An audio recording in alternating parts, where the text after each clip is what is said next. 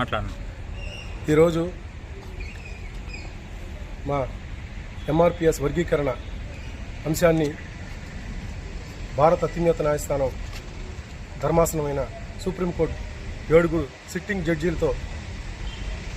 గారితో ఈ ఒక వర్గీకరణ కార్యక్రమాన్ని ఈరోజు వర్గీకరణ చేశారు.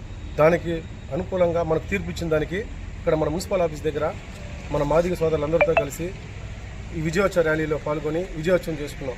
దీనికి ముఖ్య కారకులం మన భారత ప్రధాని నరేంద్ర మోడీ గారు మనకు పూర్తిగా మద్దతు తెలపడం, అలాగే మన ఆంధ్రప్రదేశ్లో ఉన్నటువంటి ఇప్పుడు ముఖ్యమంత్రి గారు నారా చంద్రబాబు నాయుడు గారు కూడా ఈ ఒక అంశాన్ని మన అసెంబ్లీలో తీర్మానం చేసి పార్లమెంట్కి పంపించి ఈ ఒక కార్యక్రమాన్ని కూడా మనకు ఈరోజు ఈ విజయ ఆనందంలో కూడా వాళ్ళు ఎంతో ముఖ్య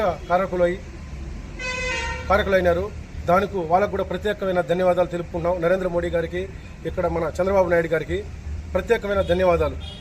అలాగే 30 సంవత్సరాల పోరాట పటిమ చేసిన మా మందకృష్ణ మాదిగన్న గారికి ఏ ఒక కులంలో ఏ ఒక నాయకత్వంలో కూడా ఎవరు కూడా 30 సంవత్సరాలు సుదీర్ఘంగా పోరాటం చేసిన వ్యక్తి ఏ ఒక నాయకుడు కానీ ఏ ఒక దేనిలో కానీ లేరు. అది ఒక మన మాదిగ దేనిలో మన